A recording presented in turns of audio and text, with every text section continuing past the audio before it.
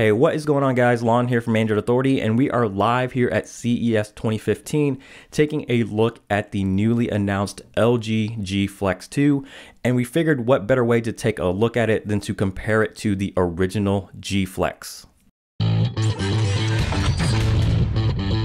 So starting off with the design of the G Flex and the G Flex 2, you'll find them both to be very similar.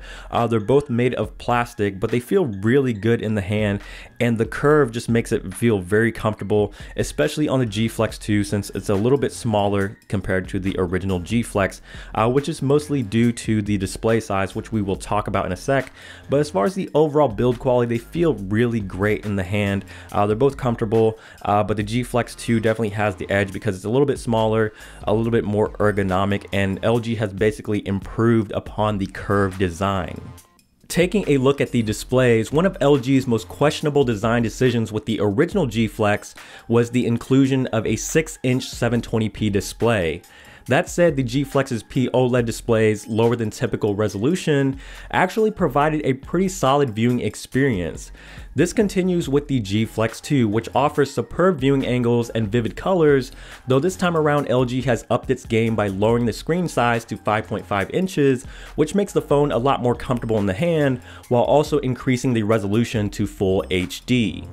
While the LG G Flex might have featured a lower resolution display, it made up for it by offering up pretty high-end internals, including a then top-of-the-line Snapdragon 800, an Adreno 330 GPU, and 2 gigs of RAM.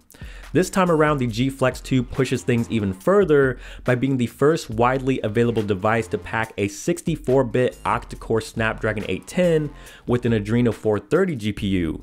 The handset will come in either 2 or 3 gigabytes of RAM configuration depending on storage capacity.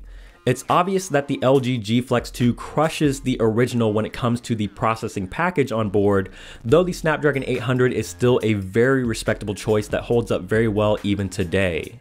Turning to the battery life, the LG G Flex 2 has a slightly smaller battery than its predecessor at 3000 mAh versus 3500 mAh on the original G Flex. Whether this actually makes a big difference on battery life remains unseen until we have the opportunity to give the device a closer look.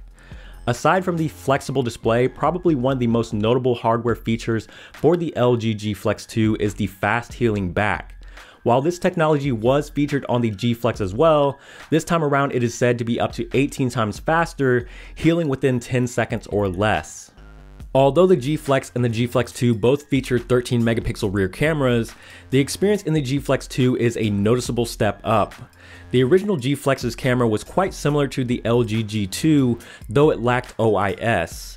This time around with the LG G Flex 2, LG is again keeping a similar experience as what you'll find on LG's current flagship device, but without any sacrifices.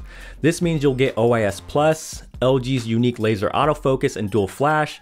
In fact, LG says the experience is upgraded over the G3 thanks to a faster laser and some software improvements like the ability to take a selfie and quickly view it through a simple gesture.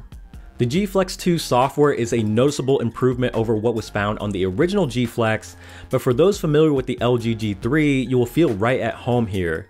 One of the few noticeable differences from the G3 is the addition of Glance View, which lets you swipe down on the screen when the display is off, revealing basic information like the time and date.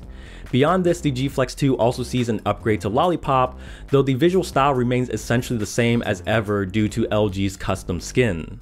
But that is going to do it for this quick comparison of the G Flex versus the G Flex 2. There's definitely a ton more coverage to come here at CES 2015 and a ton more coverage of the G Flex 2 itself. So make sure to subscribe to the channel so you don't miss out on any of that if you haven't already.